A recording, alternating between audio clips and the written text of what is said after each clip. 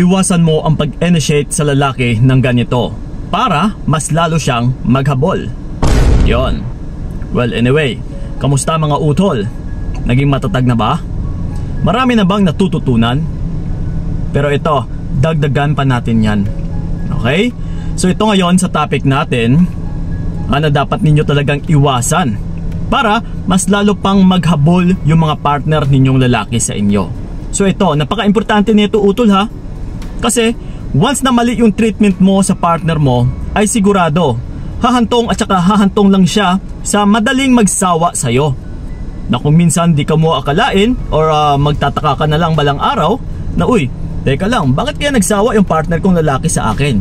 Okay? Dahil sa gawain na ito, which is kailangan ninyong iwasan. So ito ngayon, isa-isahin natin kung ano yung mga kailangan na pag-e-initiate na hindi nyo dapat gagawin sa mga partner ninyong lalaki. So ito, wag na nating papatagalin pa. Una sa lahat ay ang pag-I love you. Yes.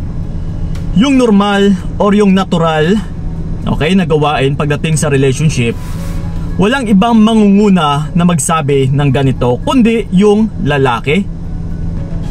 Sa simulat sa pool utol, since nung time na siya ay nanliligaw, di ba siya itong una nagsabi sa'yo na mahal kita, minamahal kita.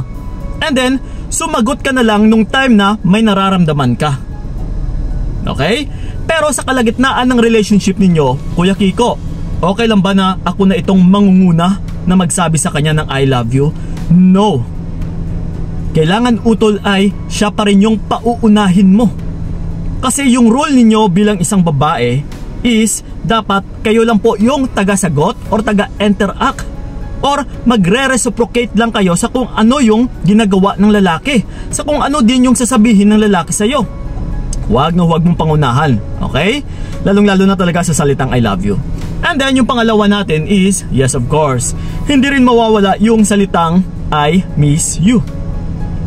Ito mga utol, kasi dito rin karamihan nabubulagan yung mga kababaihan na sila itong nangunguna palagi na nagsasabi ng I miss you. Mahal, namimiss na kita. So, pero once kasi na hindi pala ito sasabihin ng babae sa lalaki, ay hindi rin ka pa or hindi ka rin pala namimiss ng lalaki. Oh. Ibig sabihin ay parang sinasakyan ka na lang dahil palagi kang nangunguna sa kanya na sinasabi mo na yung I miss you or namimiss mo siya. And then saka na lang siya sasagot na namimiss din kita. Pero ito mga utol, try mo na huwag talagang magsabi ng I miss you or namimiss mo siya. Hintayin mo kung magsasabi ba talaga siya ng namimiss ka niya. Diyan mo malalaman yung totoo. Okay? So yun. And then ito yung pangatlo is yung mag-double text. Yes. Yung ibig kong sabihin dito is yung ikaw na nga itong nag-initiate na mag-message sa kanya. And then nung time na wala pa rin siyang response or reply sa'yo, and then pinasundan mo pa ulit. Ito mga utol ha, mas lalo talagang magsasawa yung lalaki sa'yo sa pamamaraan or sa gawain na ito. Kasi yung tipong parang wala kang ibang ginagawa kundi siya at siya lang yung binabantayan mo. Kasi sa messages pa lang na hindi siya nakapag-reply ay pinapasundan mo na naman kaagad. Yes, so mababasa ka ng lalaki sa gawain na ito utol. Ha, na ganun ka kadesperado sa kanya or desperada sa kanya. So again, iwasan ninyo yung mag-double text ha. Okay, so yun. And then ito, yung pang-apat natin is yung mag-double call. Okay? Ito yung ibig kong sabihin. Halimbawa isang nag-call ka sa kanya and then hindi niya nasagot.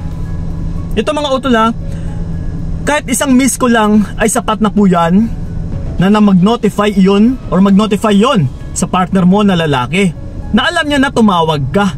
Yes of course kasi lalabas at saka lalabas yun sa cellphone niya na uy, tumawag yung babe ko.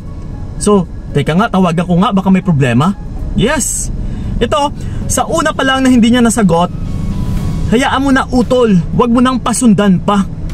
Natawag at tawag ka. Ako kasi inaugali ko po na once na tumawag ako and then hindi nasagot ng tao, hinahayaan ko na kaagad.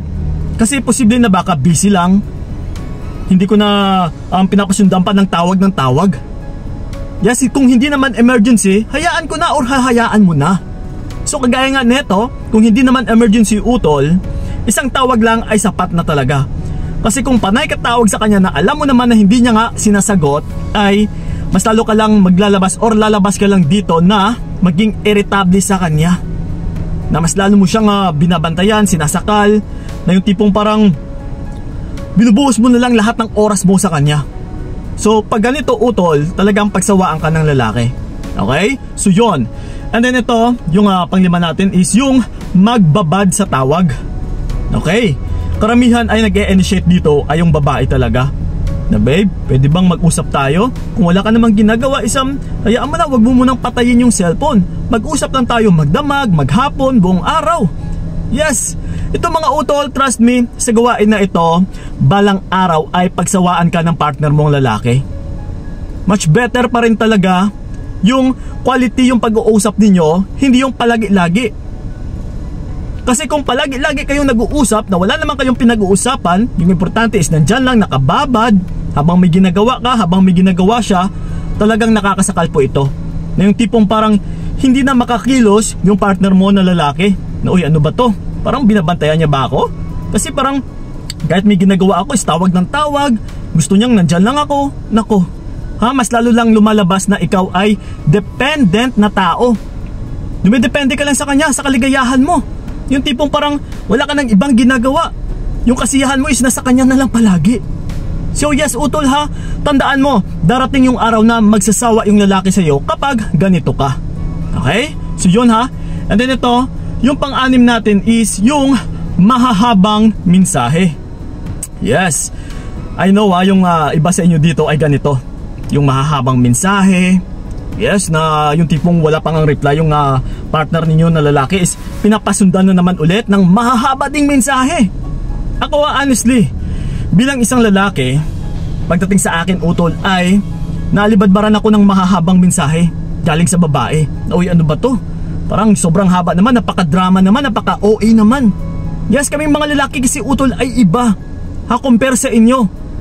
Na kung kayo is gusto nyo talagang magdadrama, pero pagdating sa aming mga lalaki is nakakairita po ito.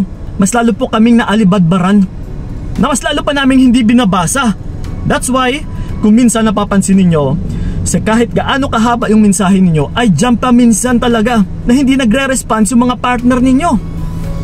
Kasi, una sa lahat, tayong mga tao, mapababae, mapalalaki, ay ayaw talaga natin yung sinasakal. So sa mahahabang mensahe talaga utol ay yes, nagpapahiwatig ito na parang sinasakal mo siya. Na babasahin niya, mag-aaksaya siya ng oras para lang basahin yung mensahe mo. Yes, nakakasakal din po yan, lalong-lalo na sa oras ng partner mo. Okay? So yon. And ito yung panghuli natin is sorry. Ayan, nadigay tayo. Yung maraming missed calls. Yes, yung pag-initiate ng ganito, ng marami talaga. So kagaya sa sinabi ko kanina sa unang tawag mo is hindi niya sinagot, and then pinapasundan mo na naman. Kasi ito, based on my experience, may babae talaga na kung minsan umaabot na sa 30 na missed calls. Alam na nga niyang hindi ko sinasagot ay tawag pa rin ng tawag. Hindi man lang nag-iisip na nasabihan ko na nga na busy pa, may ginagawa pa. So, ito mga utol mas lalo talagang maiirita sa'yo yung lalaki. Na ito din yung isang rason na that's why madali siyang magsawa. Kaya, again, kung pwede lang, isang missed call ay tama na. Okay, hayaan mo na kung ano yung magiging response ng partner mong lalaki. Kaysa tawag ka ng tawag, mas lalo kang naghahabol dito. So paano mo ngayon mapapakita sa lalaki na siya itong maghahabol kung ikaw na nga itong panay tawag sa kanya, panay initiate sa kanya? Okay? So ganun pa man, may kasabihan nga tayo na paano siya maghabol sa'yo kung ikaw mismo ay naghahabol na sa kanya. So yun lang po mga utol maraming salamat talaga. Sa mga gusto akong makausap one-on-one, puntahan niyo yung aking FB page na Payong Kaibigan ni Kiko, PMS Taki lang. So yun, kita-kita tayo doon.